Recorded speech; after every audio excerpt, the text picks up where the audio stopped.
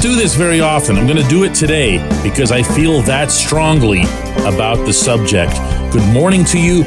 Good Thursday morning. I'm Dejan Kovacevic of DK Pittsburgh Sports, and this is kind of a different edition of Daily Shot of Steelers. It comes your way bright and early every weekday. If you're into hockey and or baseball, I also offer daily shots of Penguins and Pirates in the same place that you found this. It is Steelers versus Titans tonight at Acrisure Stadium. That's an 8:15 p.m. kickoff.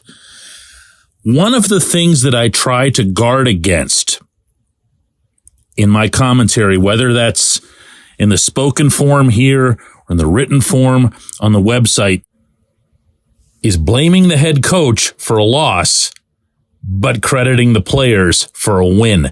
You're going to have to take my word for it that it's really easy to do because you're in that locker room setting. The players are all, high-fiving each other and excited, and the highlights of what they just did on the field are fresh in your mind. Whereas when things go badly,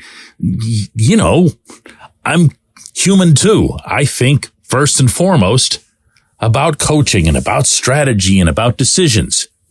So what I decided to do was to write this piece that I've been thinking about for a long time into column form on the morning of the game, rather than as any kind of reaction to what might happen tonight. And what I'm going to do today is I'm just going to literally read it to you, beginning now.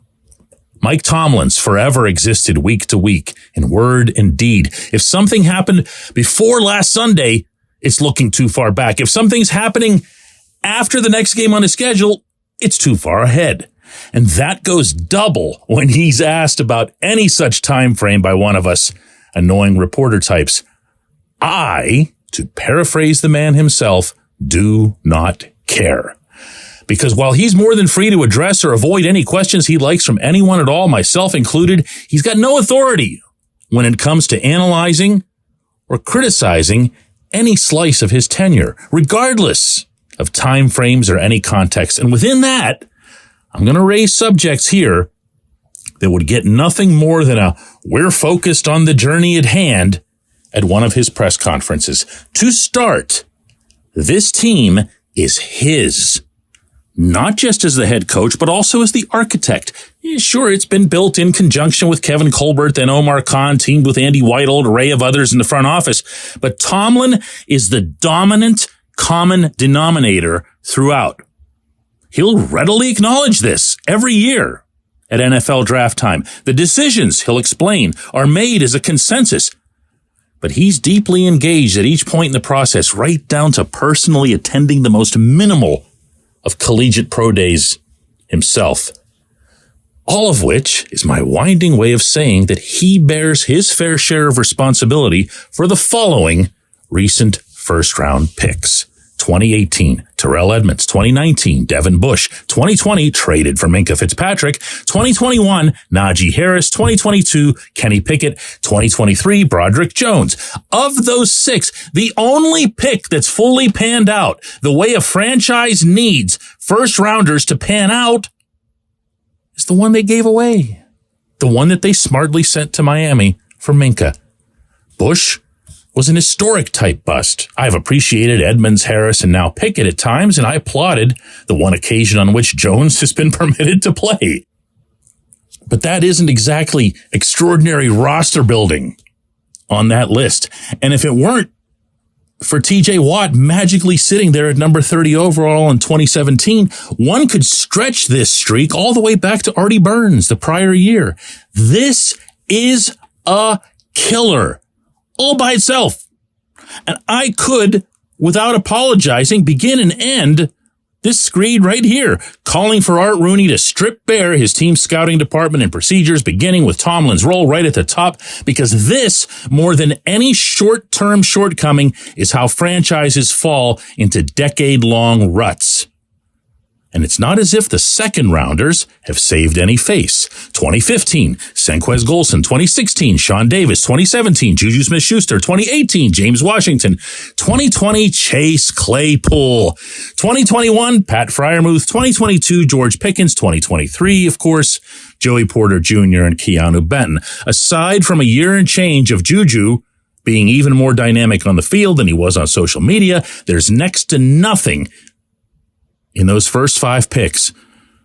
Followed by what exactly? Freiermuth over Creed Humphrey right after Marquise Pouncey retired? Pickens so that his spectacular potential can be capped by catching 1 pass a game? Porter so that he can sit half the season behind Levi Wallace? Benton so that he can sit half the season even with Cam Hayward out? Whether the wounds are self-inflicted or not as applies to usage, that's way, way, way too little to cull from the first 2 rounds of what's still the single most vital form of player acquisition. And no amount of 30-something free agents can overcome that. Once more, this time with a there's only one dominant common denominator in this equation. When we come back, the rest. This segment of Daily Shot is brought to you by our good friends at Mike's Beer Bar. They're located on Federal Street, directly across from PNC Park. Mike has more than 500 beers on tap, including from more than 50 local breweries. Stop in and say hello. Tell Mike we sent you. Mike's Beer Bar.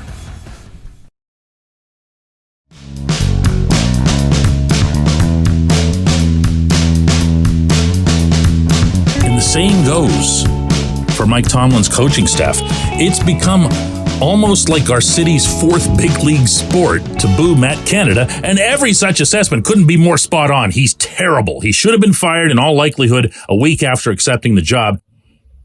He has been colossally responsible for the ugliest offense most of us have seen in a lifetime. But who eschewed a legit national search to scour for the best candidates in favor of strolling over to the Canada cubicle as quarterbacks coach and letting him know that he can move into that shiny new office with the view of them on?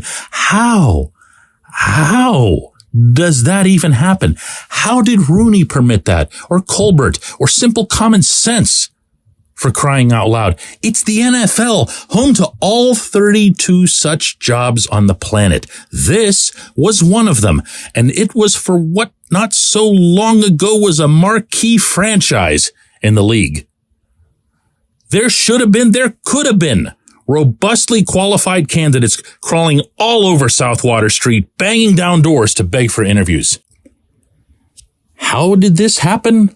Because the head coach in this setting prioritizes fealty over all else when it comes to his staff? Because the head coach prefers not to employ potential threats to his own status?